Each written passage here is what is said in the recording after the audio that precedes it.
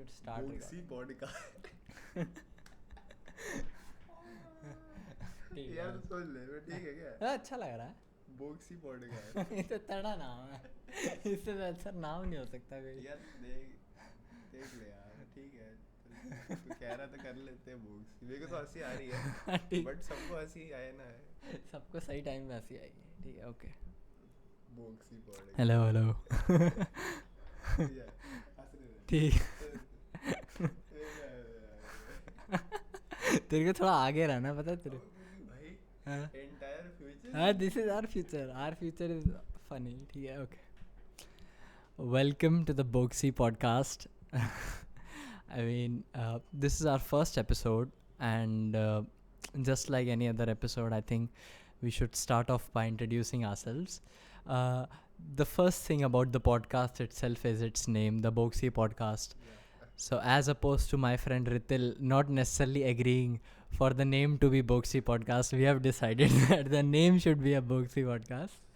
Maybe one of the future episodes will explain to you what Bogsi means because it'll take a long while. It'll take a long while. It has a History. We have a long history and you might not understand its context right now, but we will surely make you understand why we have come up with this name Bogsi. So yeah. definitely, and I think we are a very scuffed podcast. Also, we have one mic, and we are recording with a camera on a couple of books as well. But I think as the days go on, our podcast will eventually improve. We hope so. Yeah. So I think let's start off by introducing ourselves, Ritil. So since today is my day in which I get to host the podcast and I get to talk about what I want to talk about, let us firstly start off by introducing ourselves. So my name is Nipun Gaur and I am currently a student of Sri Ram College of Commerce. I study Bachelor's of Commerce Honours over there. I am 19 years old and my hobbies include perhaps everything at this point because I like to do everything. Like that's what I love. But mainly what I like to do is a lot of music, a lot of gaming, and perhaps studying about quality concepts and reading about life in general. I really like psychology and stuff relating to psychology, which is I think why we decided to give birth to this podcast as well. Because we'll talk about this, but we want to talk about anything and everything related to life in this podcast. So that was my brief introduction. And Ritil? Yeah.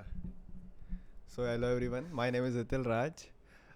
You can see like we are on a very low budget, but we do promise you that if we get a good response on this podcast, we will make some more investment in it. We will come up with a good camera, good mic, and as far as how we came up with this idea of creating a podcast, he is a very good friend of mine. We have been together since school days, and we like to have really deep conversations.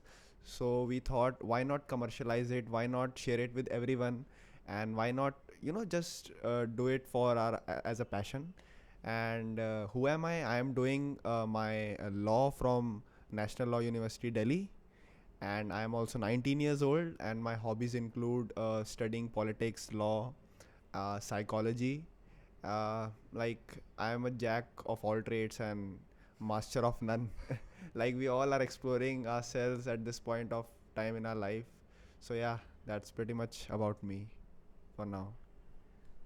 Thank you for that lovely introduction, Ritil. I guess as we go on to the phases of this podcast, something is important that we do the 5W1H of this podcast. So for those of you who don't know, 5W1H is basically a quality tool. It means the what, why, when, where. What was the fifth? What, why, when, where, who, and how. It's a completely candid podcast. You all can see. We have no idea. We fuck up, we mess up. You all can see this. Yeah. So continue. Okay, thank you. Yeah. So, yeah, this is a very unprepared podcast. I think that makes it a little special as well. And it's a bilingual podcast. We'll talk in Hindi sometimes, we'll talk in English. So, firstly, who exactly are we? We told you about who we are. That's the first W of the podcast. The second W means where. Where are we? We are right now in New Delhi, in India. Tell them exact location. We're in Vikaspuri. I cannot tell you the location of my house because then you'll come to my house. Paparazzi everywhere. paparazzi We'll everywhere. have paparazzi everywhere. Okay. Third why being, why do we give why that's what Ritil told you earlier. This podcast is basically our Discord conversation. So it usually every night we would have a conversation like this. But I guess today we decided to have this in front of Share it people, with to share it everybody. with people. Yeah. And when will we release a podcast? We'll release it every week on Sunday, or we'll record it on Sunday. Maybe we'll Yeah. release it on Monday Yeah. or something like that. We haven't even thought about it Yeah. yet. But Yeah. once we come up with a day, that would be fixed. We record a podcast on every Sunday and we release it on any day, even we don't know. If it comes on Monday, it would every day come on. Every week, it would come on Monday, Tuesdays, so on and so forth. Yeah, as long as I don't get lazy. So, how are we doing it right now? We basically told you we have one mic, we have an interface, we have a camera recording us, and I think we're good to go. Yeah. I think we should start off this podcast. So, since I am responsible for bringing the topics up for discussion today, the topic that I really wanted to talk about, which I have here for me on Evernote, is survival in competition. So myself included, and even Ritil Raj, now we're both in prestigious universities right now. I mean, we have to acknowledge that, because we could have been anywhere else, but I think we worked hard and we got here, right? So the first phase of the discussion should take place in regarding our universities, to the college. So we both know, and I think acknowledge, I'll give my to Ritil to talk about his university as well. But to start off about my university, so SRCC, as everybody knows, it's a pretty competitive university. And like, when I came here, I think this is the place where I saw perhaps the highest level of competition in my life that I've ever seen. I think it's because people have a lot of talents. I could find, I think, hundreds of students who are exactly like me, and hundreds who are even better than me, right? So in such a scenario, obviously I was quite shocked in the beginning, because as societies open up, you have to audition for societies, and the way I got my admission was through debating, right? So I was the rank 2 in debate, and that is how I got selected in SRCC. Even in the debating society right now, I am not the top 5, top 7 speakers in the debating society. And I think that just tells you the level of competition that exists in this place. That is co-curricular wise.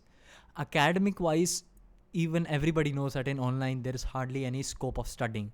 Still people study and still people score really high marks. When it comes to internships, we have people like doing internships that were like not even released. Like, they're doing internships at Deloitte. Like, literally no one even opened the applications, but they have formed connections and they're doing internships at such places.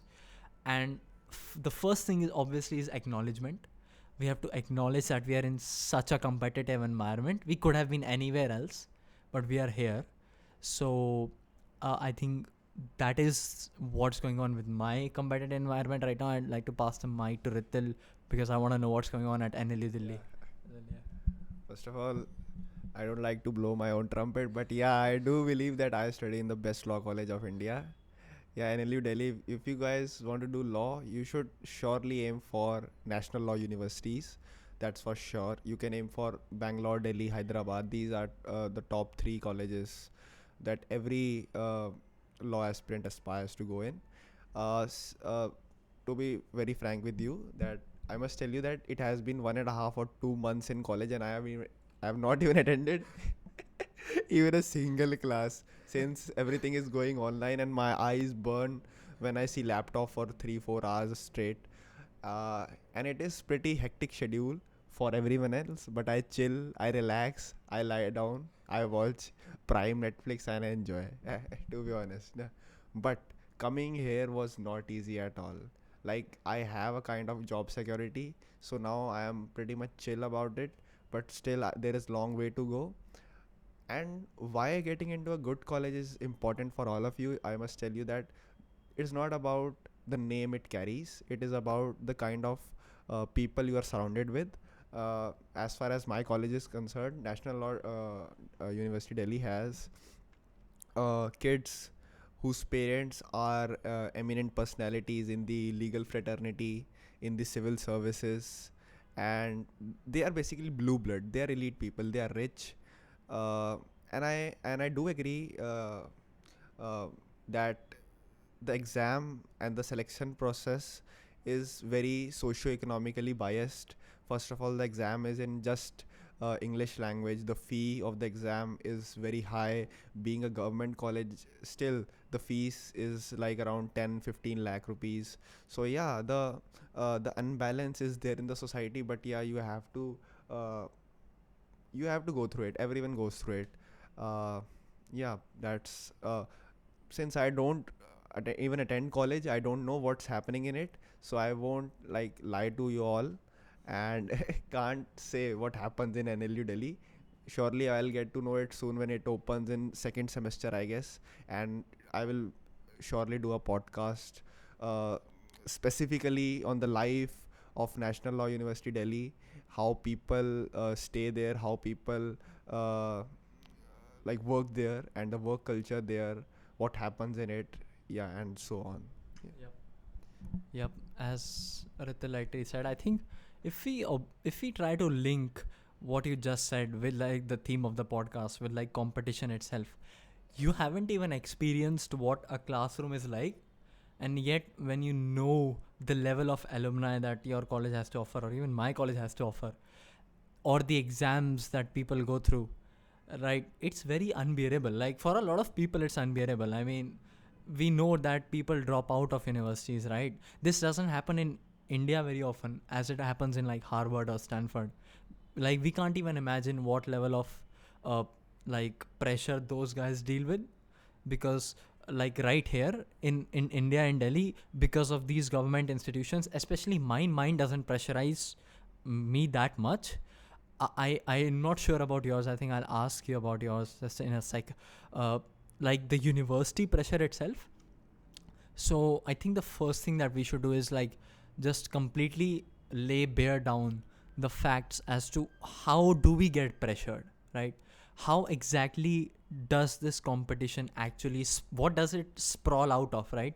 The first thing you pointed was obviously the alumni, because when you see that, like for me, people like Arun Jaitley, or for you, like eminent like judges, lawyers from all across the world have graduated from your college, it's enough to like give you a standard to live up to, right? So you have to live up to that standard.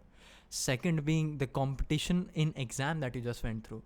Like you gave, like we'll talk about your CLAT story later. I think we have it. Like he has a very amazing CLAT story. We'll talk about it.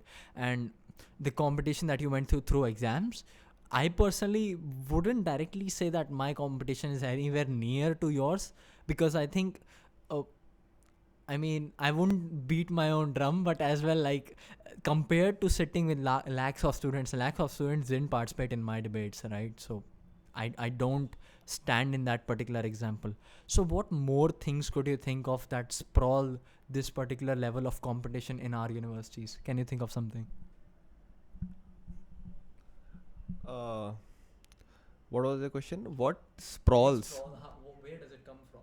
I think the sheer fact that everyone has cracked the most competitive undergraduate exam, and sitting in a class where everyone has a lot in stake. They have all got ranks. They have all been the toppers of their school, and they have they're carrying an expectation, a burden on themselves.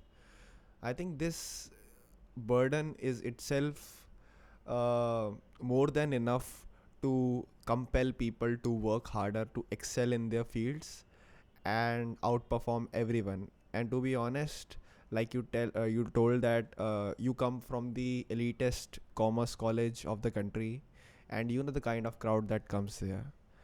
Everyone has their eyes on the people studying in SRCC or NLU Delhi or IIT or AIMS, whatever the college is.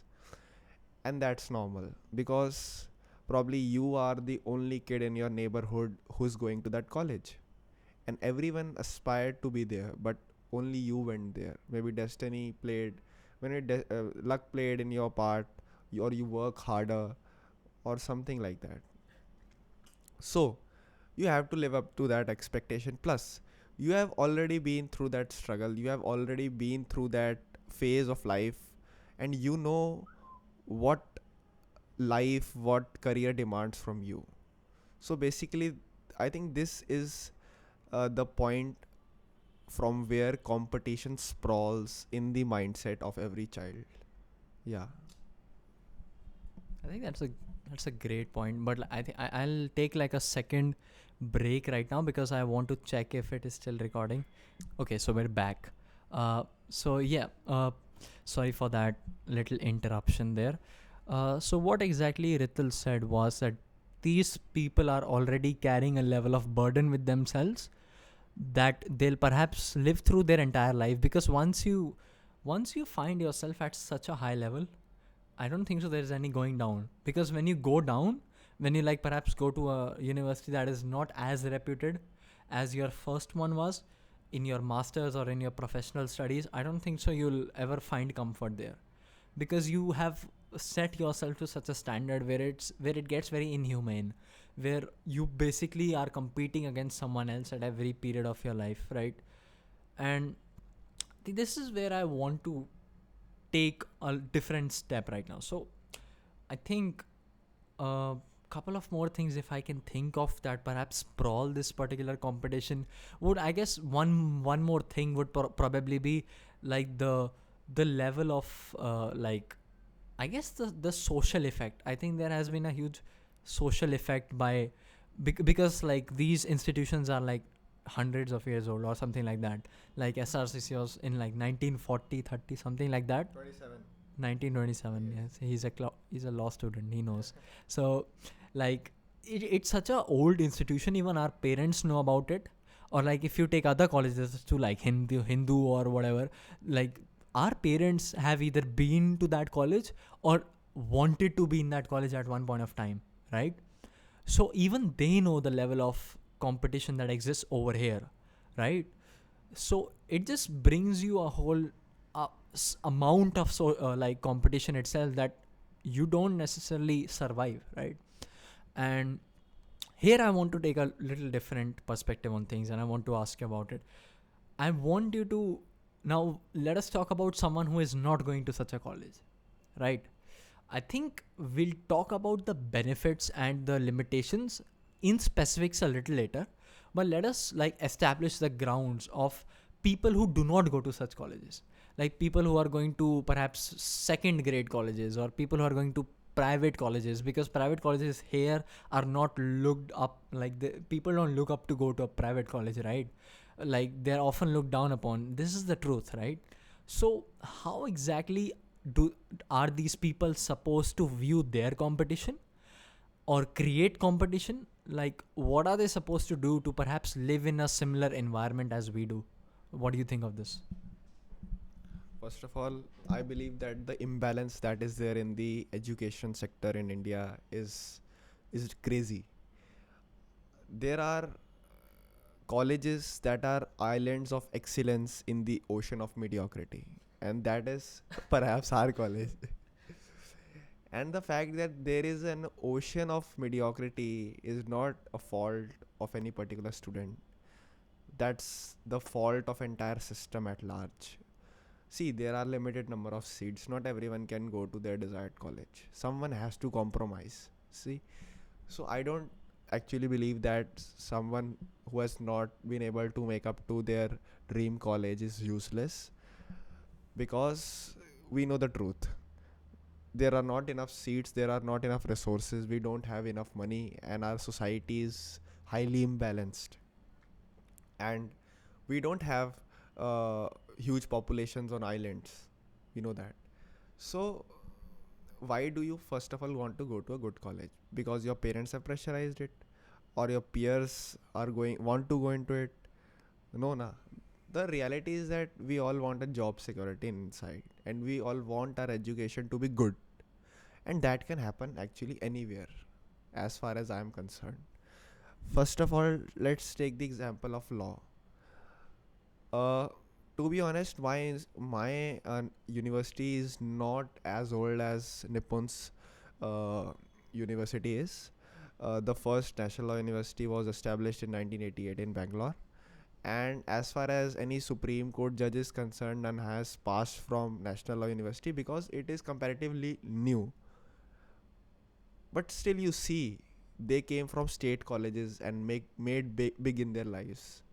You see that only thing that should be driving you at this point of time is that you know where you want to be in the end, where you want to see yourself when your life ends. You want to do a business, you can do, college doesn't matter. You want to do government job, college doesn't matter. You want corporate job, still college matters here, but not as much as that it would turn your life upside down. So I want to give a comforting message to all our viewers who have not made up to their dream college. Yeah, like it's okay, take a chill pill, guys. I think. Wait, I think one more interesting thing that I just thought of, like you have talked about this social imbalance thing twice, right? So you do tell that there exists a social imbalance in society. Like obviously, if you do not have resources, there's a high chance that you won't go to a good college. If you're coming from a village school, right? What are the chances of you going to SRCC without a quota, right? Even with a quota, like there are other people like that are of the same caste as you, but they won't make it, right? So this social imbalance itself is a, I think, motivating factor for people all around, because it doesn't matter if I am a student of this college and you're a student of this college. The only thing that matters is you are living 60 meters away from my house and you are living in a, let's say, like an 80 lakh apartment, and I'm literally living in a like a 2 lakh apartment or something like that. Or like you are going to a reputed school, you went to a reputed school, you drive a Mercedes, and I do not even have a car. And even like this social imbalance itself is a competitive factor for those people. Like if you go to your college, if you find out that there is literally no one trying here, which is, I think this probably doesn't happen. It's very minuscule, the chances of you going even to a bad college and not seeing anyone try or make an effort to become successful, right? That's not possible. But even if you don't, what you see is what happens around you. If you're seeing your friend going to a legendary university and you feel that, man, I couldn't make to that university, but I want to make it in life, right? Like being at SRCC NLU doesn't matter that you'll get lakhs of jobs or like whatever. You still have to work hard for it. I would say it becomes even more harder, because if you are a mediocre student from a really good college, you have more education, you have more knowledge of the world, but do you really survive in like the level of competition that is going on? So what is your opinion on being a mediocre or a low level student in a really good college versus being a really good student in a not so famous, a not so good college? What do you think of that? Basically, if I have to summarize what you asked, is whether you would prefer to be a big fish in a small pond, or you would prefer to be a small fish in a big pond. I personally, if I get this choice, I would certainly prefer the second one. I would be a small fish in an ocean rather, because the chances of getting a big fish hunted in a small pond are exponentially high. You don't have, the scope of improvement there. You don't have the required resources to rather really increase your horizons of understanding of life and your work field. So I do think that getting into a good college is really important. Uh, but as far as the imbalance is concerned, it's true. Uh, and I also feel that the pain and the loss and the sheer failures in your life should be the driving force to get you going. And to be honest, I have got dozens of mails in my mailbox. I have got tons of assignments to do, but still I am doing this podcast. I come from a very reputed college. I should be studying law of torts or contracts or legal methods at my home, but still I have come here at his home and do podcast. Why? Because this is our passion. Yeah, we like to do it, And why? This might get commercialized, might not get commercialized, it might get even 50 views, it might get 50,000 views, who knows. But still we are doing it for the sheer reason that we like it.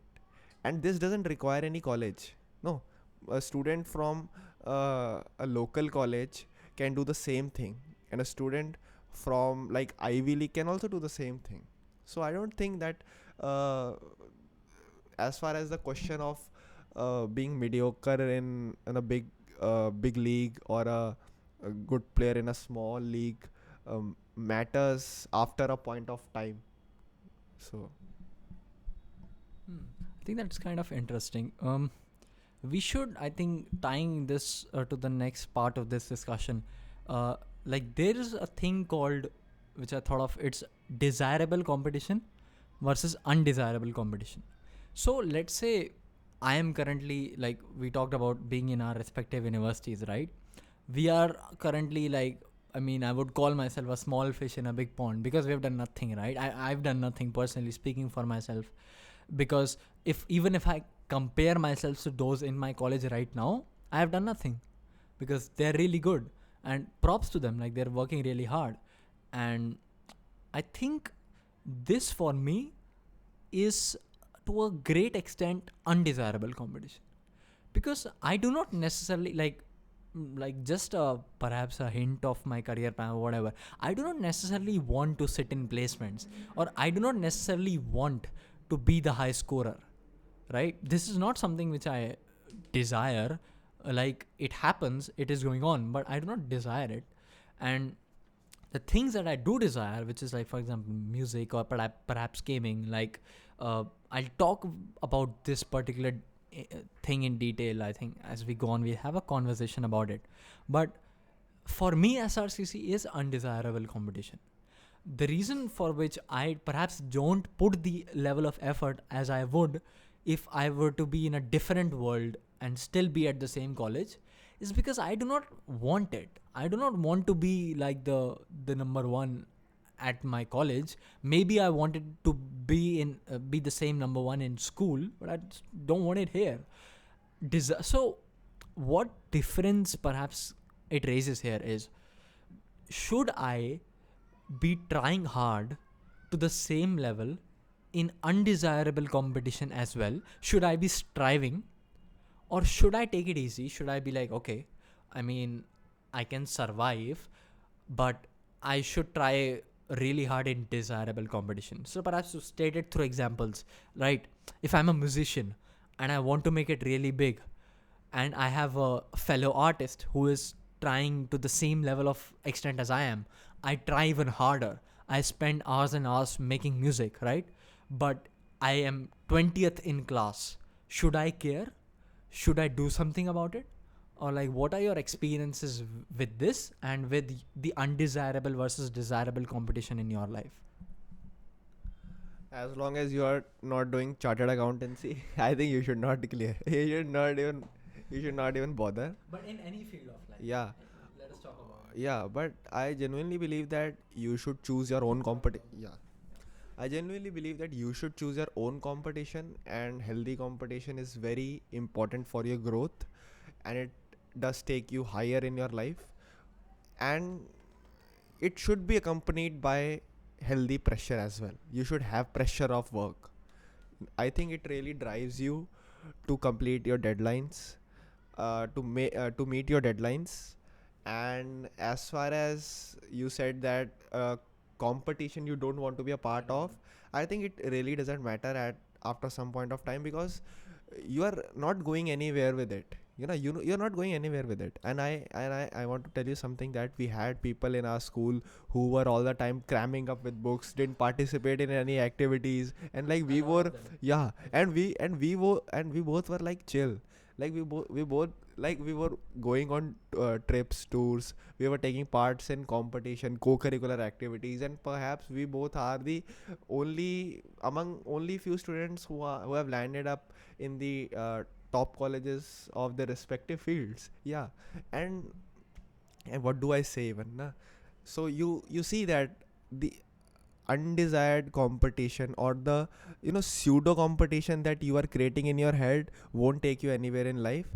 You should work towards really upliftment of your skills, character, personality, and that something that takes you really forward in your life, and creates meaning for you. You should not be doing something because your friend is doing it or your parents are pressurizing you to do it.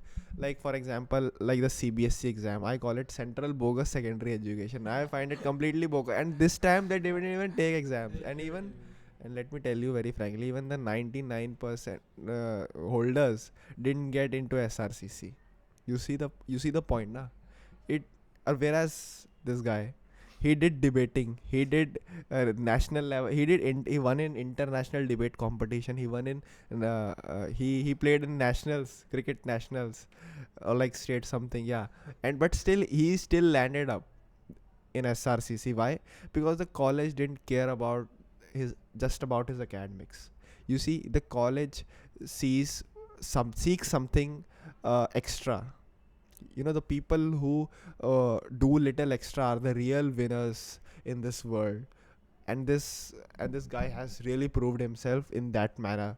So yeah, today we are just here to praise ourselves. We praise each other, and we will the first episode is meant to praise each other. Yes. So yeah, jokes apart.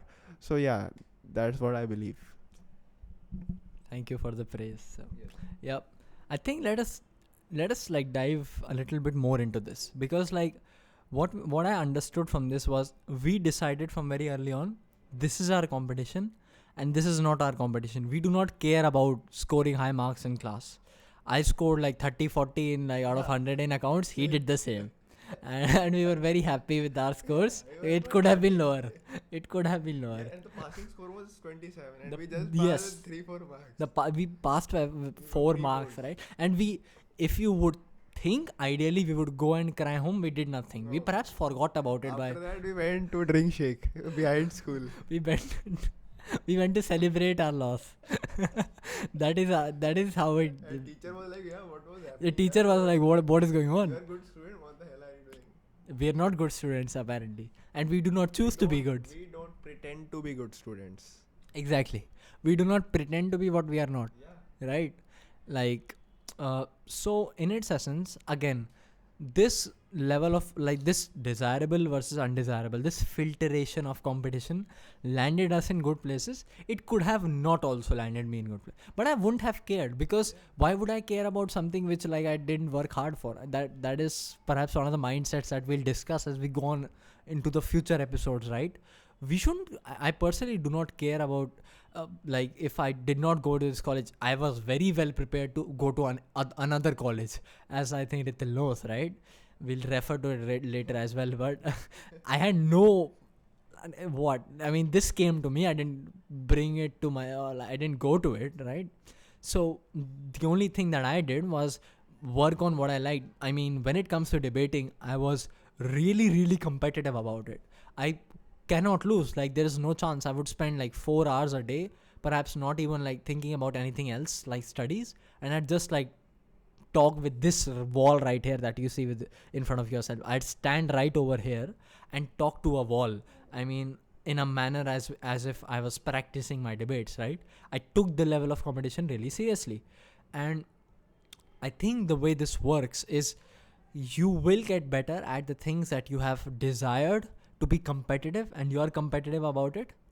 And that is the way it should work. Because if I were to take studies as competitively, I don't think so I would have been good at either one of the things, or I would have gone any far in both of the fields.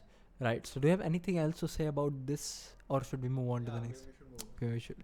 So the next thing I think before the upper thing is how we cope up with these competitive mechanisms. So we've given you a few hints about how exactly we suffered through competition in our entire career. And I think one thing before we move on in this podcast, or perhaps the entire podcast, if you perhaps perceive us as like these two really high level individuals, or like these people who think of themselves as their up in the clouds. We really are not. Like, we would probably be doing the same podcast if I was in any other university, or if he was in any other university. We would be doing the same thing, and we would be talking about the same things as well, just in a different context, right? Because we love to talk about life and our experiences, right? And now, going back to the topic, how we cope up with these mechanisms, these competitive environments that we are now in. So, first of all, I won't lie, in this particular area, I was taken aback. I was like pushed a little bit, or I think a considerable bit, through the competition that this university brought for me.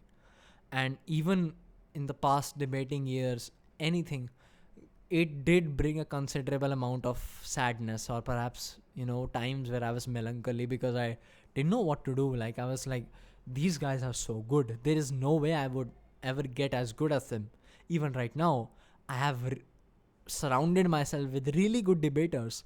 They expect me to be really good at this, but due to certain reasons, this is my undesirable competition, right?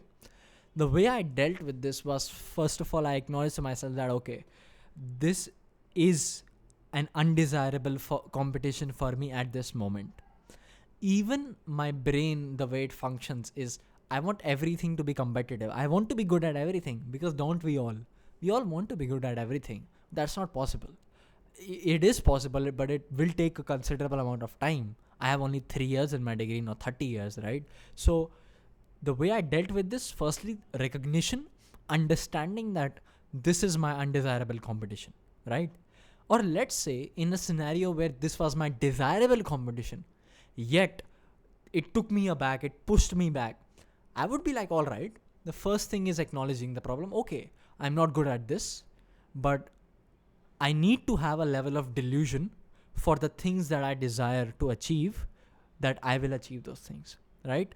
I will get good at this. I'm not good at this right now. I will get good at this, right? Coming back to the college thing, yes, I'm not good at this.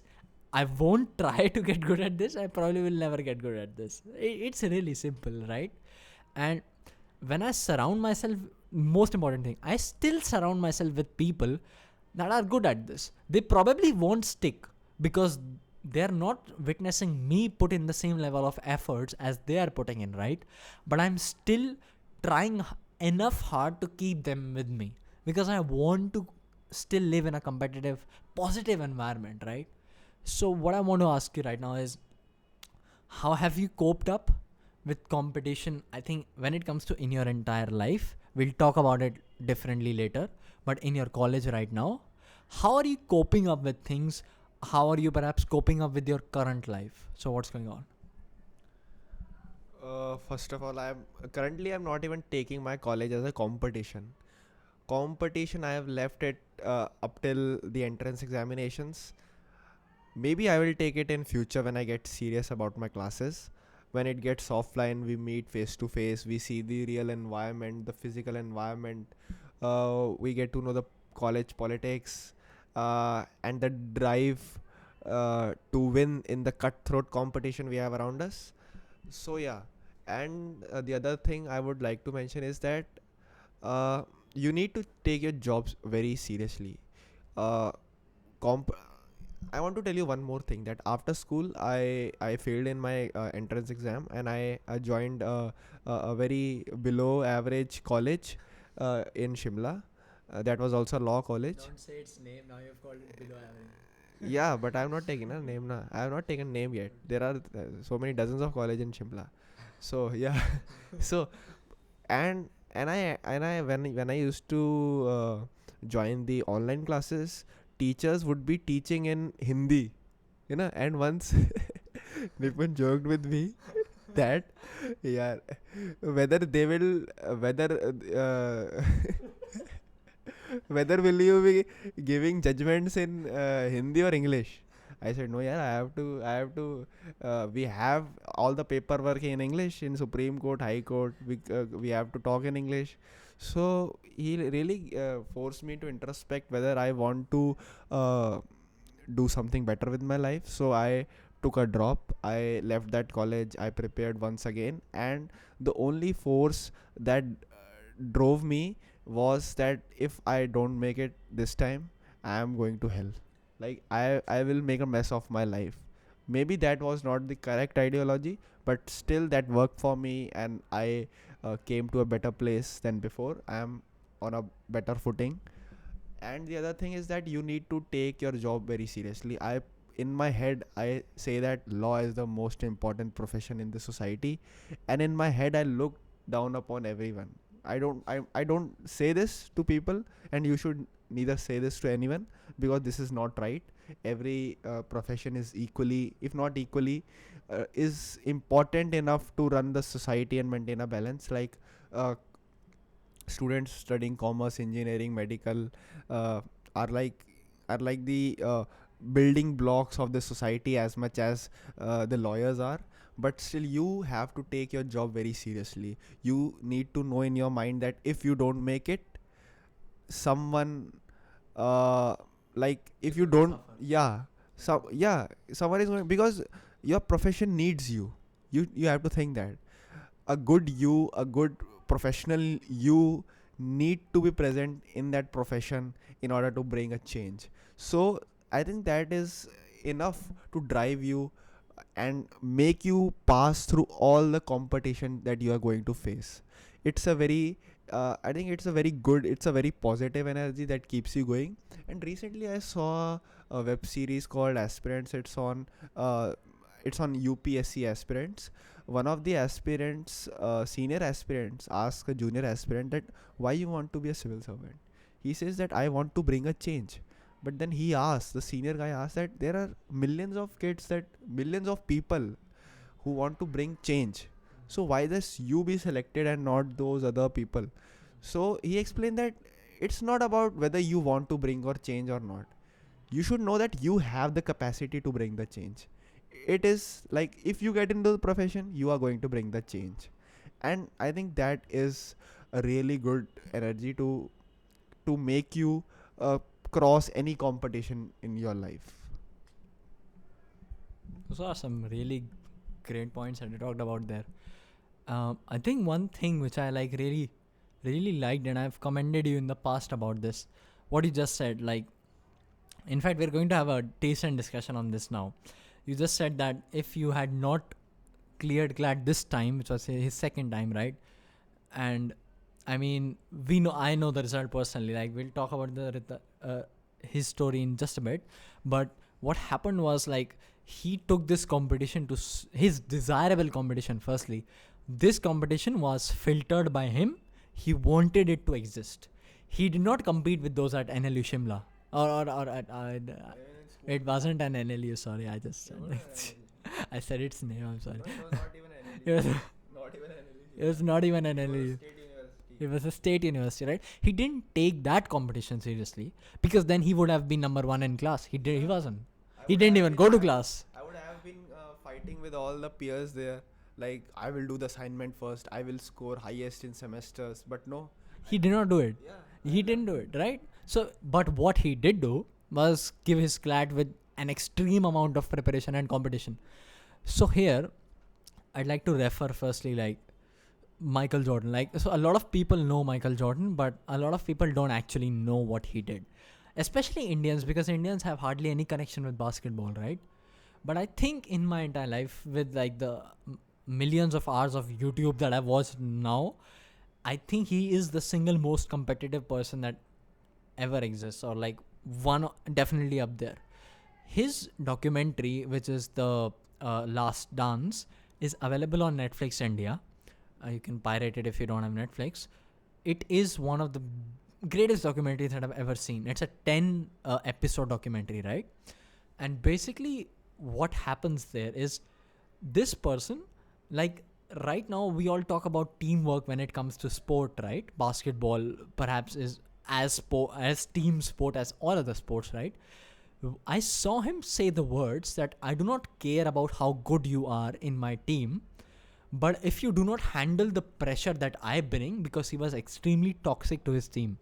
He was one of the most toxic players that you could ever play with, because if you are playing, you're not doing well, he'd call you out. He'd be like, what are you doing? Like, you're playing extremely bad. Do you want us to lose? Not in the game, but in the practice. If you are practicing with Michael Jordan, you are perhaps having the most scariest time of your career. And he would push people to such limits that because he knows that in the opposing team that's going to come up in the NBA finals, they're going to be extremely competitive. They're going to be blood hungry hounds, right? If his team isn't as competitive, they're going to lose. Simple as that. But when he was asked, okay, game point, 1 point to win, who takes the shot? What he exactly said was, me, who else? That's a stupid question. This is what he said. He has zero hesitation in his own skill. He has absolutely no hesitation in the fact that he can win the match, right? Air Jordans, we have all heard about Air Jordans, like the shoes, right? Nike has built a huge brand on Air Jordans. Air Jordans won't have succeeded if Michael Jordan wasn't so competitive. His advertisements were all about competition. You go to the YouTube right now, you find a Michael Jordan advertisement on Air Jordans. It's like he talks about, I failed in life. I had really bad things happen to me. To be really honest with you, 2 months before the final NBA, before the NBA finals in, I think 93, 94, he lost his father to murder, right? And he still won that final. I mean, because we have to understand this right now. That is the highest level of competition that will perhaps ever exist. Because obviously you cannot compare players of the 90s to players of the 2010s or 2020s. People still do that. But understand the level of competition that existed over there. And this guy was like, I know I am the best. I know I'm really good. And I'll go to extreme lengths to prove to you that I'm better. 2 instances that I want your views on this. The first instance being, he was against a team in the semifinals of the NBA. And what happened was a player said something to him. Like, he missed a shot. The player said, is that all you can do? Or like something like that. The player teased him. A young player. Sledging, right? A rookie player. And he was like, okay. He goes to the media. He says that this guy said this to me and we'll find it out, right? We'll sort it out. He plays and scores perhaps the best points of his life in the next game. Annihilates and publicly perhaps, disses the other player. The media asks him after he has won the semi-final, like, what happened? What was it? What did this player say to you? He was like, he said nothing. I made it all up. I mean, you have to be a psychopath to have this level of competition. That guy is a famous player, first of all. This is happening in live media in 94, 95. And he said this, that I made it all up for the sake of having my head in an extremely high level of competition, right? Second thing, basically being, I think the fact that it has become a meme. Michael Jordan takes things personally. I took this personally. I took that personally. If you don't sit with him to eat dinner, for some reason, he'll take it personally. You'll be like, okay, fine. You don't want to eat dinner? Fine, cool. The next time, you don't ask me to eat dinner with you. Or like, if you sledge me, I'll see you on the court next game. So this is a toxic level of competition. First of all, it is. I don't know. Do you think this is toxic or healthy? I'm asking you right now that. And what are your opinions on these instances? What do you think? Like, what is this? Does this help? First of all, I don't watch basketball that much. Neither do I know about the life and history of Michael Jordan. But about the first instance, I would like to say that the imaginary story he created about his peer, that he said me this, that, I think he created an hypothetical aim target for himself. Like, now I have been frustrated. In a way, I have to take revenge. Yeah. See, he was frustrated by his own performance. It was not that he was frustrated by people around him. All that mattered, that the single reason that he brought up in public was that I was annihilated by my peer. But that was not the truth, as you said. Yeah. So he created a hypothetical mission in his mind that, yeah, see, I have to score this much in the next game, and I have to come victorious, and I have to prove the world, yeah, don't mess with me. And the second example that you talked about is, Personally. yeah, I think it does get something toxic, that you take everything personally. It should not be done. But honestly, even something sometimes it happens with me as well. Like if I ask you, like, would you like to go out with me for food, and you said yes, and in the last moment you said no. Suddenly you say no for no reason, or say that I have to watch a game, I have to watch, like, we have a friend who says that I have to watch Formula 1, so I won't come with you guys. So yeah, I feel very bad in those cases.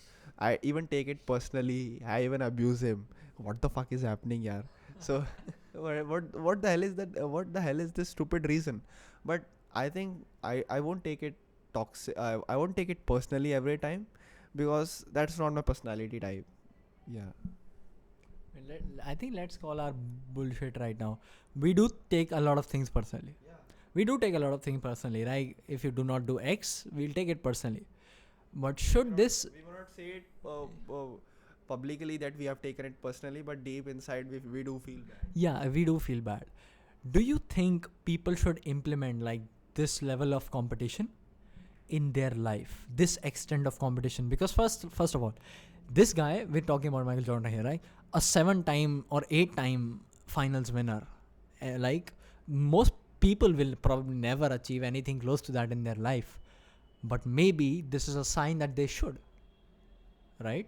Maybe you should take things personally. Maybe you should create such scenarios in your head or take competition this seriously. First of all, we're talking about the desirable competition here. We're not talking about undesirable competition. Yeah. We're talking about like what means big important things that you want to achieve in your life, right? So should we do this? Like, should I do this? Should you do this? Should the viewers do this? What is your opinion on this? I think I'm not experienced enough to advise you on that, but I do feel that, in my opinion, it's not very bad to take things personally, as long as that thing really matters in your life. You should not take petty things seriously. Like, if you don't come, if you don't come on jog with me, I will never talk to you. This should not happen. Yeah, but if you don't complete this deadline, I'll kick your ass out. Yeah, I think that level of competition, and that level of strictness, I think it really works in life, and it's okay. It's okay to do be takes things personally sometimes. Yeah. So, so you, so you would rather have someone tell you that I'll kick your ass if you don't complete this document on time, right? And then you are, in my opinion, I am more likely to complete that document. Okay, maybe if while I'm writing he doesn't shout on me, that is fine. But if he tells me something with an adamant a tone, right? He wants this to be done. I am more likely to do it. I don't know if everyone is more likely to do it, but this has brought results. Otherwise, we would never do homework in school. We still did homework, right? So, like, do you think this should it is it sustainable? First of all, should this be sustained? Like this level of toxicity, we'll still call it is toxicity, right? I mean, should I sustain it to bring more out of my peers and my team, or same thing happening from others to me? What do you think about that? I think this is sustainable as long as you are able to keep the other person in illusion forever. Like I did homework till class 9th and 10th, and in 11th and 12th I didn't even buy notebooks from the school, because I was out of that illusion that if I don't do homework, I will fail in exams. And making copies and taking notes of teachers, what teacher is teaching, is important. Like, it is, what's more important is that you get the crux of that work. It's not important what you are being told, as long as you have a good leader who can guide you in every step of life, and who guides you correctly in every step of life.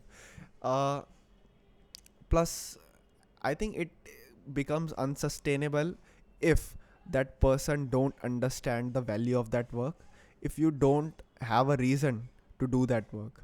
if you are just doing something by the sheer reason uh, of fear of something or someone, I think that gets really unsustainable, and after a certain point of time you will become a rebel. Like, leave it, I won't do it. Why should I do it? If something or someone is compelling me to do, I should have a reason. So I think having a reason is much more sustainable than having a fear uh, of something or someone. Yep, great points, right? And with, then again, this also comes down to the same thing. The homework was our undesirable competition, right? If the people were to do the same thing to you in CLAT, you would probably accept it. You'd be like, fine, I have not scored so high in this mock, right? You can scold me. Like, you have the right to scold me, right? Because you are the one who is putting so much effort. Okay, here, one more small thing which I'd like to talk about here. The people who like usually take this commanding position are the people who should be the people who are putting the most effort.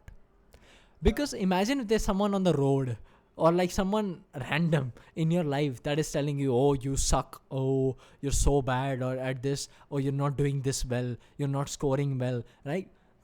That's not good criticism. That's not even valuable.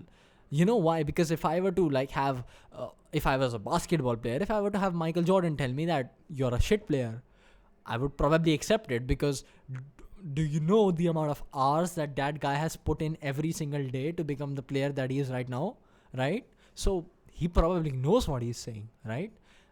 At least I'll give him the benefit of the doubt to it. Relatively, if Ritil was to tell me right now that you're not taking life seriously, you're not taking things so seriously in life, you're letting go, right? I would understand it, I would accept it, because he's a really good friend of mine and his criticism is good criticism. I think that is where you would probably have to differentiate between good toxicity, this sounds very weird, but good toxicity and bad toxicity. Because if for the next 2 years of my life, I get no notice from the college that you have to complete your homework, I will never complete my homework, right? But if someone is to tell me for my league or perhaps for my music thing, you're literally doing nothing, dude. Like, you're not even putting the efforts in required to succeed. I'd accept it. I'd be like, you are right, I'm doing the bad things, I should work on it. So yeah, coming down onto these things, it's very easy for us to say the things we do right now. We are saying that we're accepting reality as it is, but we are also hungry for more. We want to achieve more, just like any other person, right? But how do we come across doing this, right? How am I supposed to have this mentality of perhaps knowing that I'll improve at anything, that I'll get good at anything? Like, how exactly, right? So I have a small story to share on like the same thing, on how I developed this particular mentality, and I like your thoughts on the same too, right? So first of all, let us start off with what this mentality helped me achieve, right? At this point of life, I'm really confident enough to understand that I'll achieve anything which I work hard enough for. Like, this is a very difficult thing to understand, first of all, because I'm saying it right now, but people might assume that I already know this. Everybody knows this because this has been famous all across Instagram quotes or whatever, right? But having this mentality of believing that you could get good at anything is extremely painful and difficult to procure, right? Because it is only after you perhaps fail like 1,000 times or something like that, and then you finally get what you wanted, you get perhaps that motivation, that ray of hope that I'll make it, right? And I have been able to implement this in all aspects of my life. Like, one of the things that me and Ritil believe, which is the most important thing that you can do, is apply concepts from one place to another. From, even if you're in a classroom and you just heard your teacher talk about something which happens in a business room, in a business discussion, right?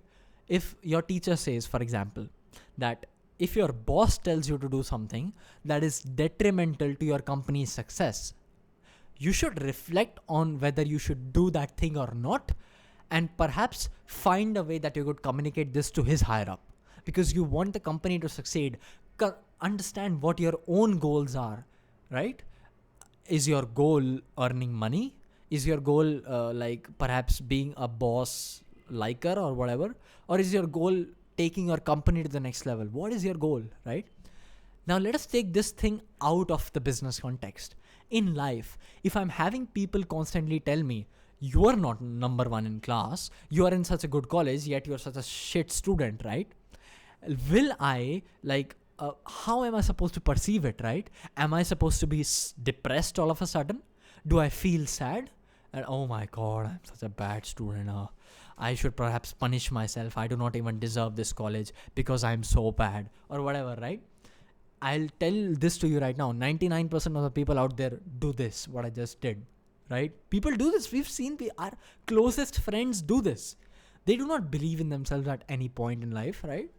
So how exactly did I build this growth mindset that I have? And I believe he has a growth mindset as well. I've never asked him about it, but I'll ask his story. That is his CLAT story. I think, do you feel that is your biggest development or like biggest thing that ever happened in your life? He does, right? So that's I planned it pretty well. So I play a game called League of Legends, right? This is very weird. It immediately sounds very weird to you. I understand that. It's a game of 5 people versus 5 people. 5 random people versus 5 random people. This is very important, right? Every game, you go against and with a different set of random people to help you achieve your goal, right? So this is perhaps the highest, first of all, to set the context here, this is the highest selling esport game of all time. Esport meaning electronic sports, which is like competitive sports. That is something which I aim to go to. If I can work hard enough for it, I'll go to it, right? And it is one of the best, not selling, I guess, one of the most famous games in the world, right? It is also the most toxic game in the world. Like, people make fun of this game for its toxicity. Because people think that, you have people abusing you in chat, first of all, for every mistake that you do. Number 2, this is a team game. If you make a mistake, your team is going to lose. That's how it works, right? Number 3, that person who is abusing you has absolutely no linkage with you in life. He can abuse you right now and never meet you again. Never meet you again in life. But his words stick, because we all know that bad words or harmful words stick with you throughout the rest of your life if you do not know how to manage them well, right? Number 4, it is a difficult game to get good at as it is, because you have Koreans getting extremely good at the game, right? You have people who are born in an environment which like promotes gaming. He knows that in India we do not have such an environment. We have even my parents used to abuse me or perhaps say stuff that is bad because I played for long hours. Fair to them, right? So in such an environment, how did I build a growth mindset? I think the first and the most important thing would be the friends that I surrounded myself with. I am very picky about the friends that I have and even the friends that I sustain. There are some people that I want to work with and live with. There are other people that I want to disassociate myself with because of the way they conduct themselves, right? Number 2 was, obviously I had 2 very important people help me aside from like Ritil. I'll give Ritil where credit is due because he did advise me a lot in my career, right? Or in my life itself. Two strangers, people that I don't even know in life, right? Help me. The first being the Broken by Concept podcast. This podcast is inspired by that podcast. And number 2 being a very close friend of mine who's an American, who's a really good league player, and he coaches me and advises me on things, right? First most important thing to understand, people that I surrounded myself with, I changed it. I surrounded myself with people that believed they could do something and took the right way to achieve it. Like, number 2 being, I understood where I'm at. Understand, like Ritil, people never think about where they are in life at all because they always have this illusion of themselves as being different of where they actually are. It could be worse, it could be better, right? When it is worse, which was my case, a lot of people around me thought they are, still do, that they are worse than what they actually are, right? To a competitive extent, fine. But to a toxic extent, that is what was going on, right? These people pulled themselves down intentionally to perhaps make a belief or an effect that they would improve. But improvement never happened. Improvement doesn't happen like this. Improvement happens when you acknowledge where you are at, build a positive relationship with what you want to get good at, and then move on, right? I mean, if I fuck up in a game and I really do extremely bad, I'm like, fine. I mean, I know I did well. I know I did really bad. First of all, I acknowledge that. I have to go into the review. I have to review my game and see what I can do better the next time. And number two being the fact that, okay, this might not happen next game. Maybe next game I'll do well. I should have the confidence to do well, right? So it was a very painful journey, because every night I like perhaps text my friends that I'm not in the right mental state to continue this. But I made it. Like this constant battle with myself that I want to get there. I want to establish a delusion that I'll get there. It helped me build a positive relationship not only with my game but in real life, because now I have a growth mindset in anything that I do. If just like every Indian family, my Indian family argues, right? We get really serious when we argue. But I know now that this argument is not going to lead up to anything. I should just sit and shut up, right? Deal with it. We should not come up with excuses like I have problems in my house. I have lack of resources at my place, or I don't have this, that, those things. Yeah, because no one cares in the end. And second thing is that we need to be honest to ourselves. We need to have a moment of self-reflection. We cannot be in a delusionary world. Yeah, like, yes, we will make it. Yeah, surely we will make it. Or No, we will never make it. we will never make it, because things are not easy in the real world. Yeah, it might not be as easy as you think, or it might not even be as difficult as you think. So you need to be you need to have a third person perspective in your life, uh, as far as I know. And I also used to talk to Nipun about this, that you should not get depressed by watching other people fail miserably, or succeed very succeed very much in in the gaming life. Because eventually we came to know that a lot of people were there who were actually having what do we say that Struggles. They were struggling. Yeah. Like people were having a really bad time in their life. Yeah, and some of them even were having proxies playing for them. Yeah, exactly. So they were not even developing a mindset, they were neither developing a right skill to play the game. I talked to Nipun about this, that if you are putting time and resources and for giving your studies for this, I think you will surely make it one day. And I think he is on a very good world ranking right now, and he will get better at this as days pass by. And I have seen him waking up early in the morning, like 4 a.m., 5 a.m. to play this game, and going to bed early. Like we do this for our exams, na? He take this game equivalent to any exam we all take in our lives. So yeah, that's what I have observed about him. Yep, thanks for that, Ritil. But even I'll call my own bullshit again. We love calling our bullshit here in this podcast. Like I am struggling with sleep. Like I do sleep on time, but I can never wake on time for in these days. But I know I should figure out solutions for it. I'm doing it, and I should work towards it. When he mentioned my like global rank, I was pretty good earlier. Maybe I'm actually not so good anymore right now. But I know that, and I also know that I'll get good when the time comes, or as I practice more and more, right? So when those things basically happen, and he gave, I think, a really good example. Indians are really good at making excuses. Because we have, first of all, why do Indians make excuses? Because we have troubled livelihoods that we go through. A lot of us do. We are actually growing.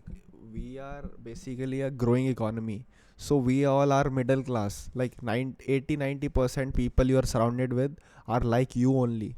So you need to understand that no one, uh, they may be at a better position, but in the end it doesn't matter, because we all have different sort of problems. If someone is rich, their parents might be fighting. If someone is poor, they might not be having internet connectivity. So we all have different problems to deal with. So the only thing that matters is that you keep only a goal in mind, and you keep working for that. And for that you need to have a reason why why you are doing this actually.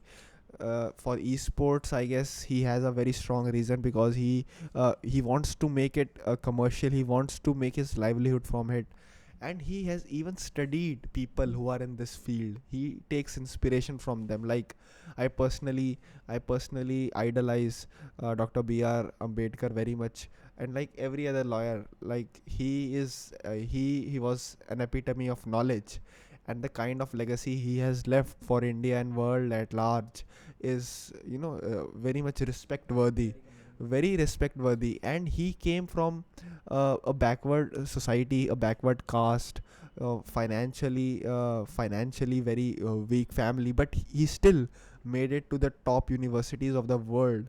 He made it.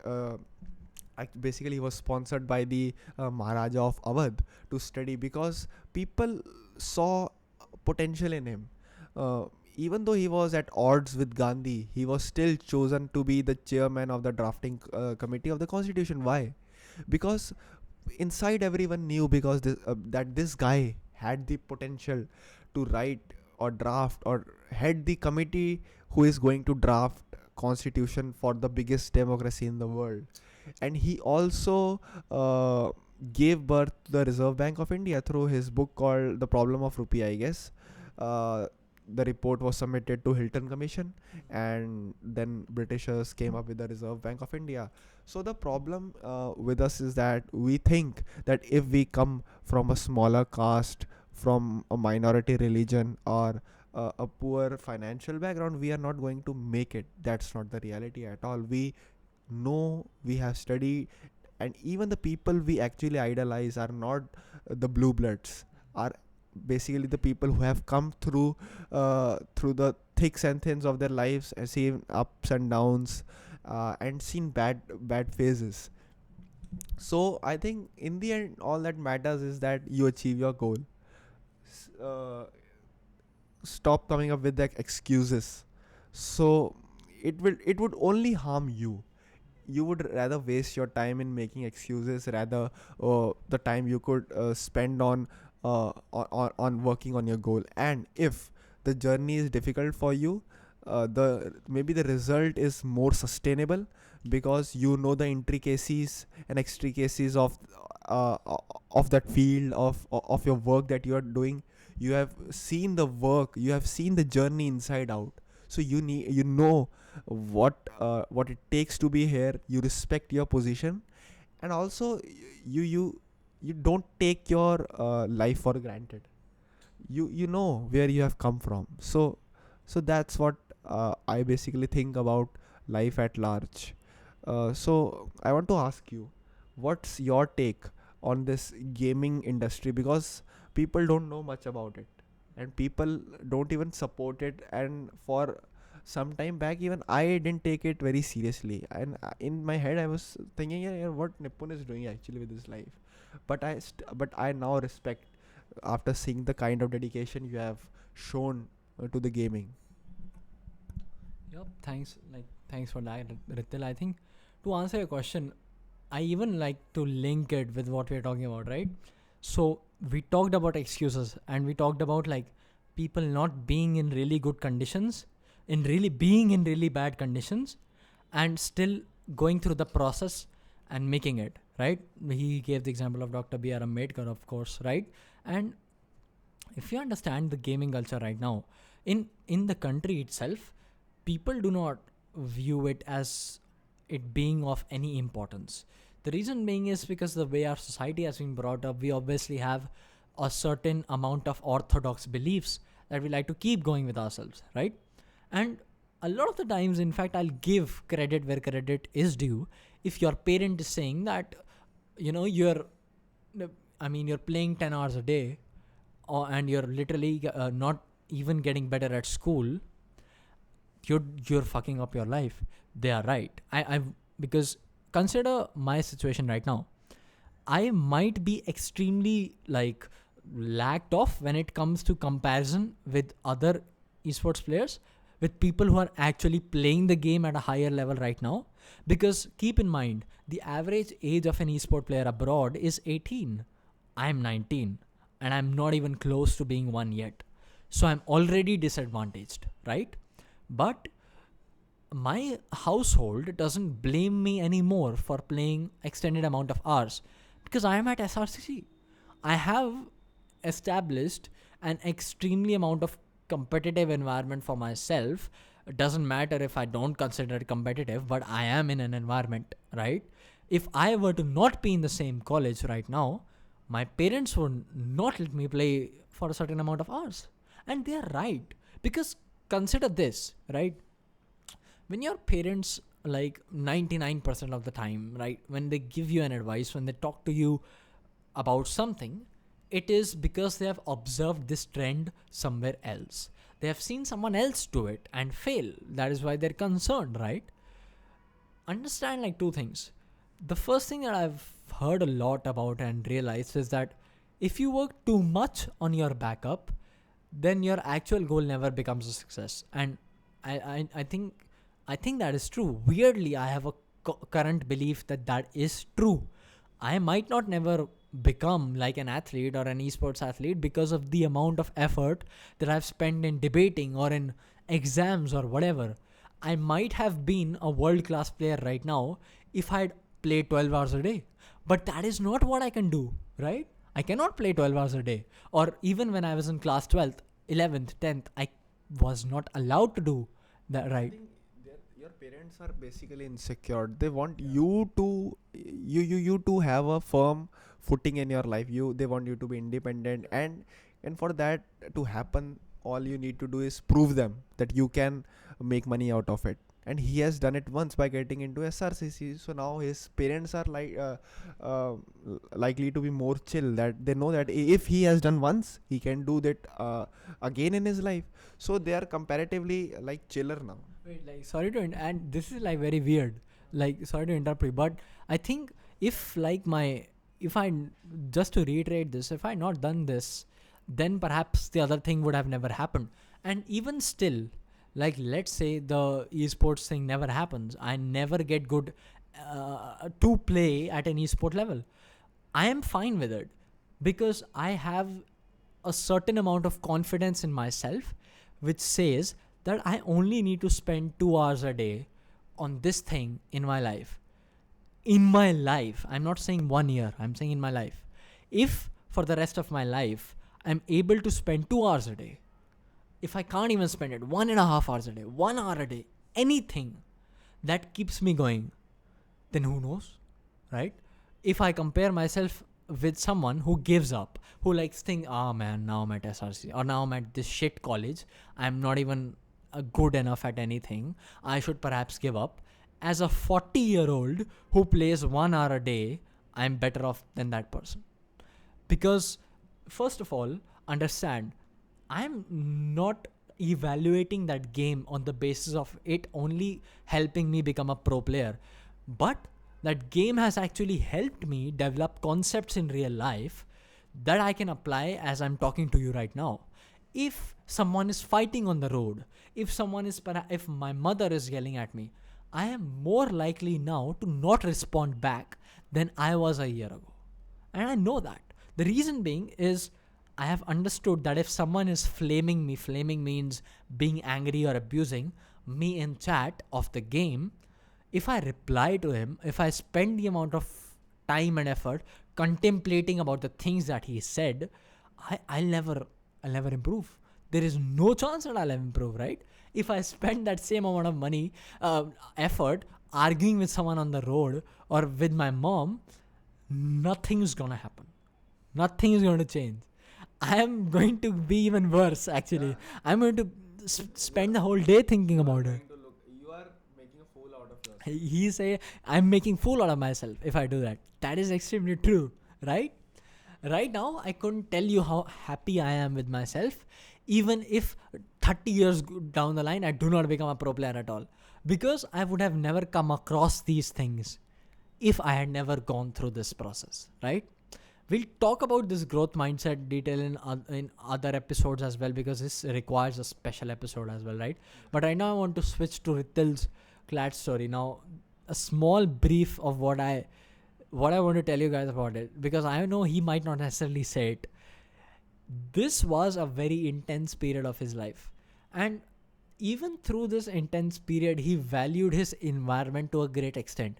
He gave me time, he gave his other friends time that he thought were intelligent or were capable of being given time, right?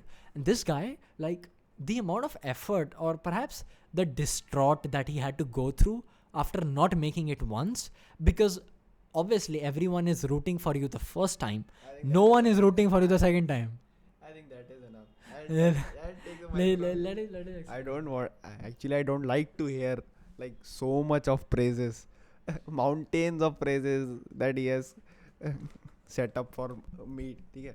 So first of all, I want to say is that, like, I have already told you that in the first attempt of CLAT and ILAT, I failed miserably. I was in a very mediocre college.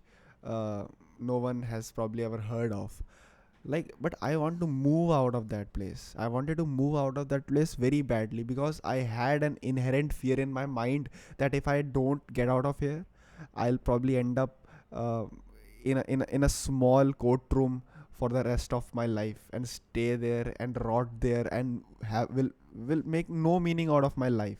So that might be true or untrue, but I created that fear in my mind in order to get into a better position in my life. So uh, I do believe that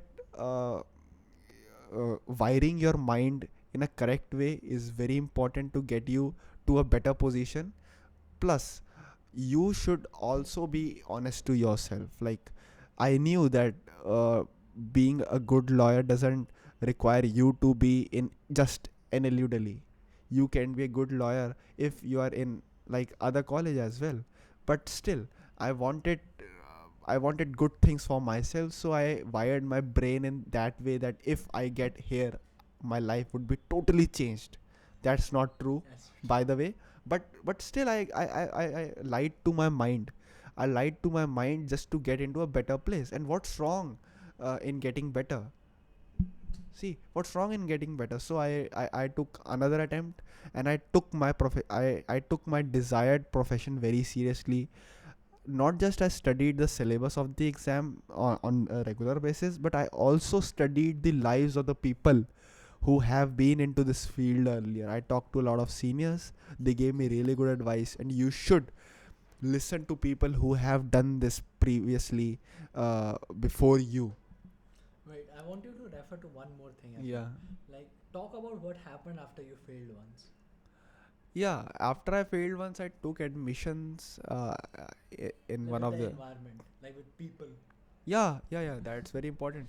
Yeah, a lot of one of my friends even said me Ratan Tata, because he perhaps takes CAT every year. So in order to make fun of mine, he said you would probably take CLAT next time also, and you would fail. Even my parents lost sort of confidence in me. They said that uh, he might not make big in life.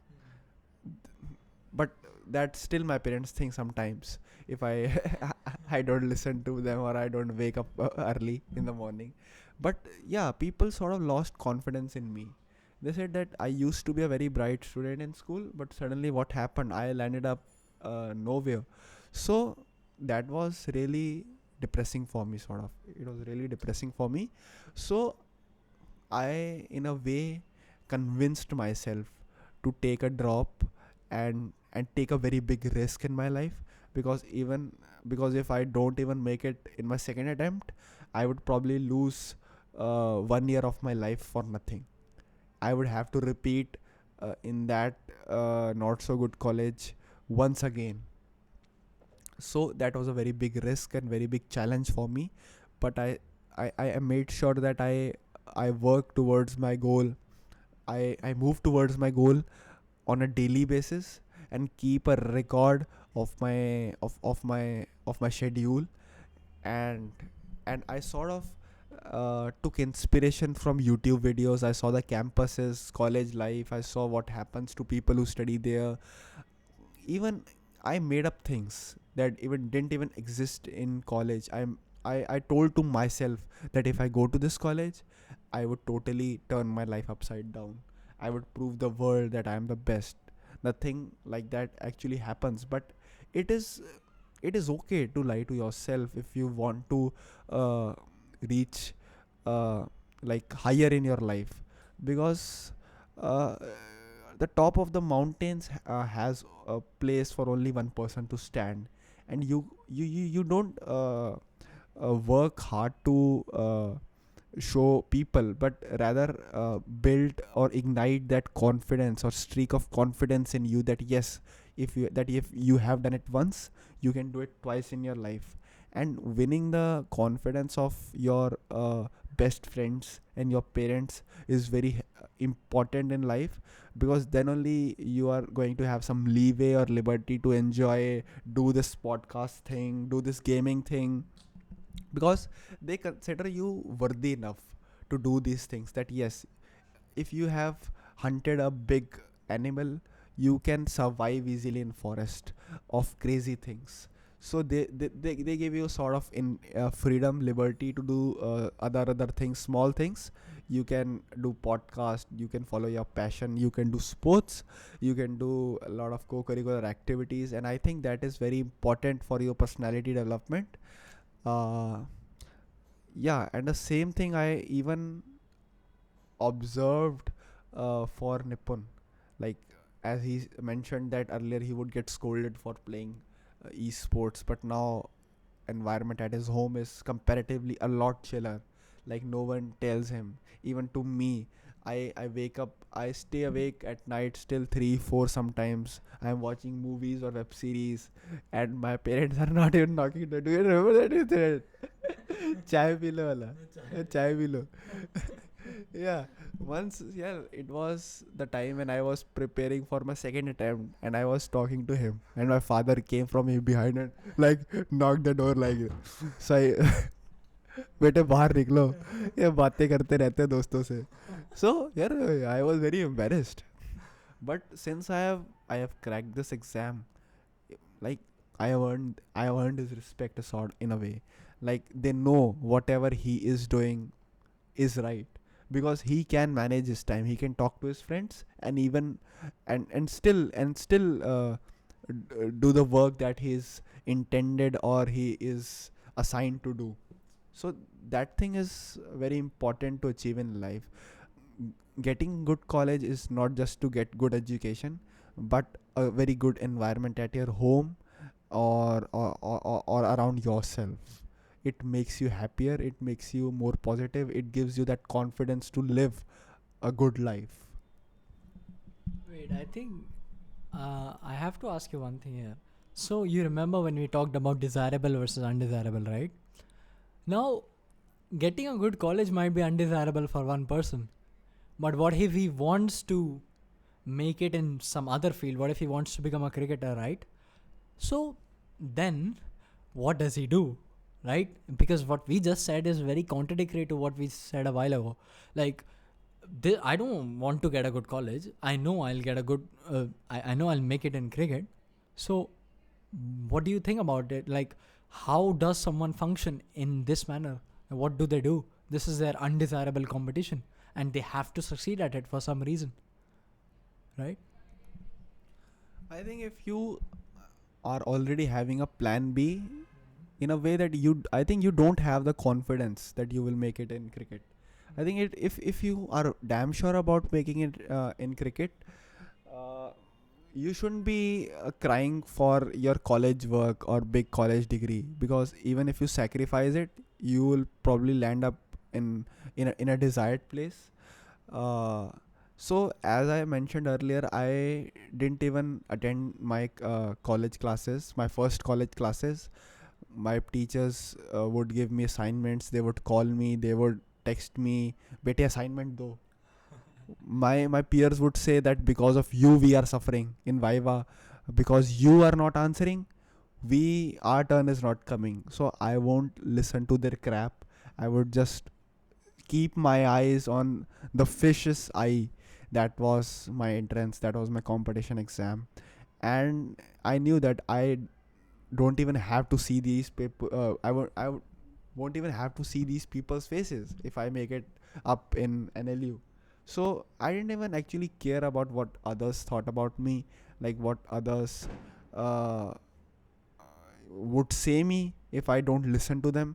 In the similar manner, I think if you are damn sure about cricket, you are very, passionate about cricket, and you know that you can make it up there. I think you should not get intimidated by people, what they are doing, what kind of rat race they are involved in, or what degree they are pursuing, whether they are doing MBA, they are doing corporate, they are doing public job. So yeah, that's what I think about it.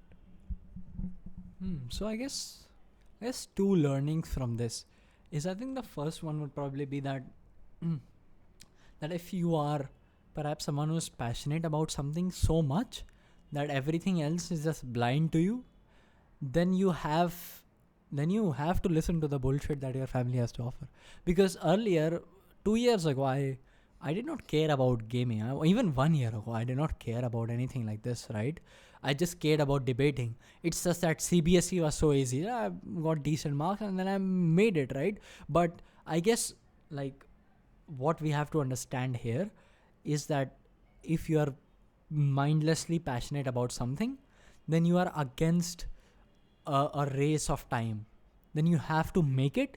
And not only do you have to make it, but you have to, like, keep this in your mind that, hey, if I fail, first of all, that I'm in a really bad situation. And second of all, if someone says something to me during my process, I have to turn a blind ear to them, like a deaf ear to them, right?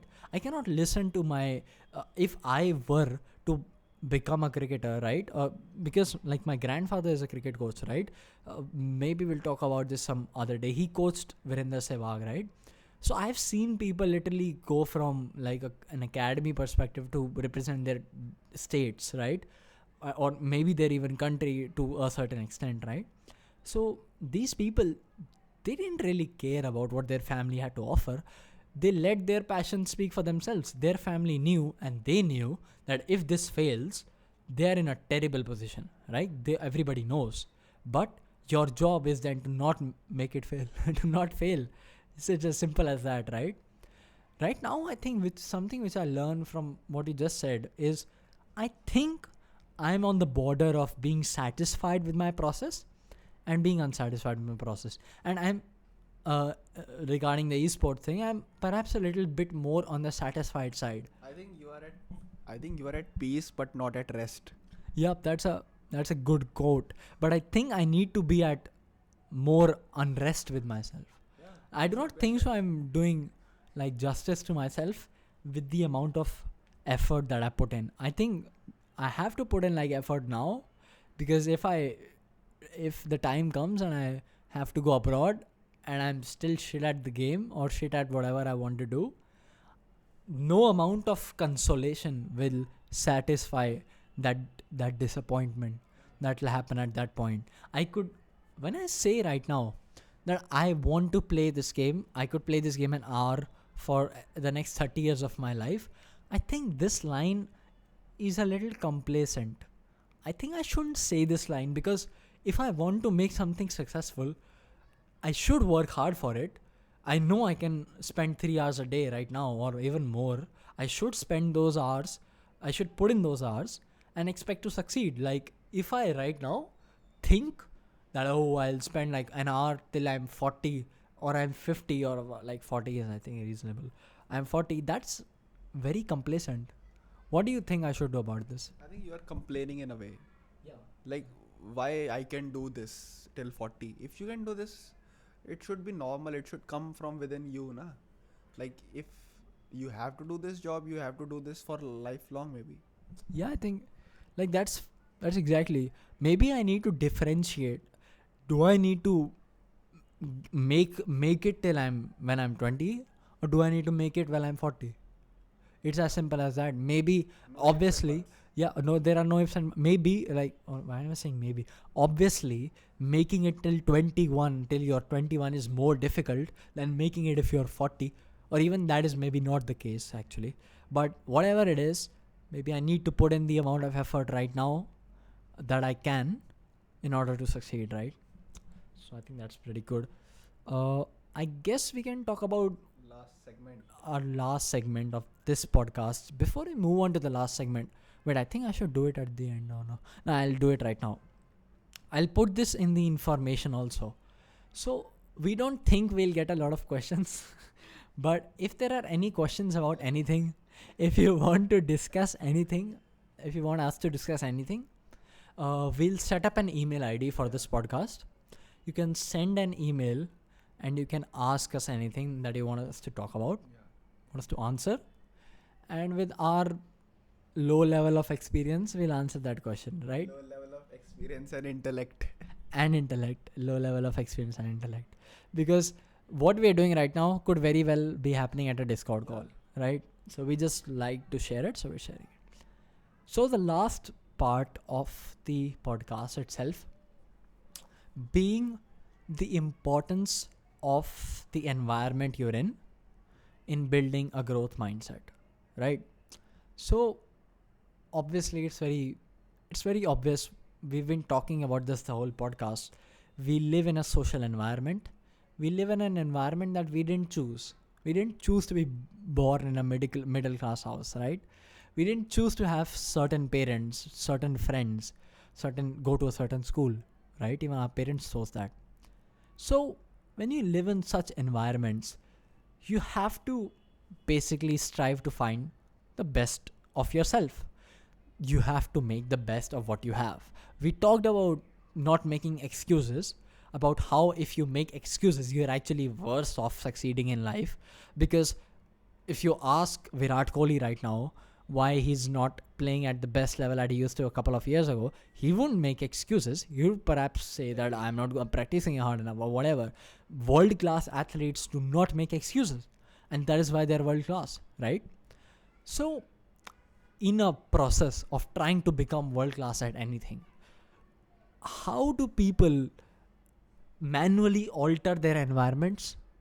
How am I supposed to create an environment for myself to to to aim for growth? How do I stop making excuses, number one, and number two, how do I alter my environment? What changes do I make? How do I even know that I have to make changes? What is your opinion on this? Like, I think you need to stand firm on your ground. Like if you want this, you really want this in your life. Even if that means fighting it with your loved ones. Because I'm not saying physical fight. I mean arguing or debating, discussing with your loved ones that yeah, this thing is important in your life and it really matters to you no matter what. And I think the entire podcast has been about creating a growth mindset in your life so that you could really succeed in whatever endeavors you are undertaking. The other thing that I want to discuss is that uh, building an environment. yeah, building an environment is your own job. I think you should start by setting up your desk, creating a sanctuary for yourself, create a room where you would practice every day, where you would study every day, where you would uh, do anything that you are interested in. You would play esports every day. So you need to have not just a mental mindset to grow yourself, to breed into a big strong tree, but also you need to have a physical environment like the sort of room that you see around us. You need to have a workplace that motivates you to do better in life. Thirdly, the kind of things you pursue, like are you really interested in partying today, or you want to spend the same amount of time in uh, uh, doing your job? Yeah, doing your job. Yeah. And even if you get bored with your job, you can involve your friends in that, like just what we are doing right now. Making podcast is not a waste of time, I guess. It is really a productive business. and it is a sign of growth mindset that we are carrying in the back of our head right now. We do intend to make this big in future, even if we fail in our first, second, third, fourth attempts. We know that if we make a good product and we do good marketing, a lot of people would come and listen and see us. But what would stick them to us is the genuine candid conversations we have right now, and that can come only if we have a growth mindset and we are honest to ourselves. We are not creating a fake conversation with you or amongst ourselves. So that these are the three things that I really believe in. Plus, I also believe that tried and tested things do work for everyone. You need to do things in a couple of different ways. If even if you succeed in some of them, you do come up with the right method to do things, and you should continue with that as long as it is doing your job. So getting the job done uh, creates a good environment for you. You get motivated that yes, I'm doing it once, I'll do it twice, I will make it bigger in future. So if you are getting small doses of success while you are working, that really motivates you and keeps you very positive to keep going in life. One more thing that I wanted to ask you was, suppose someone is in an environment that they do not really like the friends that they have or the family that they have. Like, they are in, like, what do we say, north and south, day and night. Tell me one person who is happy with their life. Like, yeah, obviously no one's happy with their life, right? But people want to change their life. That's more important, right? So how do we what do you suggest like a person should do if they are in such a situation? What have you done or something like that?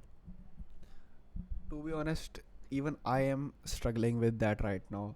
It won't be fair on my part to suggest you something that even I have not been able to crack or able to decode properly. I'm still struggling with my problems. Like, I don't have a big table at my home. I don't have a chakke wali kursi, a tire wali kursi. I need a comfortable chair. I don't have that expensive phone or that expensive laptop in which I can get things done. But still, I am managing, and I'm still making progress. So I think making progress with whatever resources you have is important at this point of time of your life. Yeah, but I guess like the problem is that, okay, I think first of all we both acknowledge that we do not have the we do majorly don't have the friend circle that we think we should have. Mostly. I think I think I have right friends around me. I think I have right people around me, and I think the people around me are not at all toxic, and I'm very lucky for that fact that I have people who are like me and who are like-minded and who are going in my direction, who are really progressive in life. Like yesterday, we had Dandiya nights, and none of us went there. Rather, we spent our time discussing really productive things, like how we can set up this podcast, and like with my other friends, I talked about my work. I talked about like how I can do internships in this coming in these coming holidays, and those productive things that really make sense. Like that Dandiya night was really expensive, and I didn't want to take my father's money for granted, and I would rather spend my time in company of productive people rather playing Dandiya with some, you know, morons, hippies, with some hippies who have no aim or who have no purpose in their lives. So yeah. This podcast does not condone anything that he says specifically because he's. No one is listening to us, so we can go and sing anything we want. I mean, I hope they're listening. But yeah, so how exactly did you build this friend circle that you have? And if you could give any recommendations to people on them building the similar friend circle. I think this is perhaps the last question we would be discussing today. So you need to be quiet around people you meet for the first time. I usually do that. I first observe and I listen to what kind of things they're spitting out of their mouth, and really observe them very closely before making any personal relationship with them. I'm not very hungry person who needs social attention at every place every time. I can manage solidarity pretty well. uh, so I'm not a very social maniac person. So it's not a necessity or compulsion for me to have friends every time around me. It was a matter of chance perhaps that I got people around me who were having similar interest as me, who were politically very active, who were deep thinkers, who were who had good sense of humor, who were very serious with their life. So I was pretty much I would say I was pretty lucky as well. But I would say my filtration process of people is also good, that I developed it uh, with course of time in my life. So I think we should not be very hungry of social attention, that any person we get, we have to be friends with them. It should not be like that, because if we get in touch with the wrong people, then that can really mess up our lives. Yep. I think I do have a similar story. I think we do have a lot of similarities. I think we'll find out as we go on, because I think the most important friends that you have are the friends that question the status quo, because you need people in your life that question what you're doing. If you only have yes men or no men, like people who say, okay, great, you're doing this, great, like, or oh, no, this is bad, that is bad. These people are really detrimental to you becoming a better you in life. And I've been really selective about the friends that I have. And I think I'd say that maybe sometimes I've let go of this filtration of mine, but I do surely regret it every time I let go, right? So this filtration thing that you talked about is definitely quite important. And I think since this is our first podcast, right, a lot of things that we talked about, people can make individual. I mean, we will make individual episodes on these things, like growth mindset, or perhaps like even this creating an environment that is beneficial for you, or creating a healthy, positive relationship with whatever you do.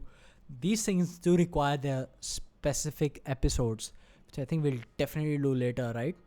So I think we can run. End it here. Yeah. So we'll be ending this podcast over here. I think we had a lot of fun talking. We hope that you like it, and I think you got questions to your answers that you're seeking in your life, and have similar trouble, kind of similar trouble like we all have. And I hope that we can come up in future as well to answer the troubles and come up with solutions to your problems. Keep watching the Bogsi podcast. That sounds very panditi, but I think if you want solutions by two idiots, then you are sure to send us your questions. We'll be surely to answer your. We would put the email address somewhere in the comment section, or we would tell you. Yeah, we'll do it in the description. So thank you so much. This has been the first episode of the Bogsi podcast. Watching Bogsi podcast. I don't want to say it like that. I will not say it like that. So, yep. Thank you. Goodbye.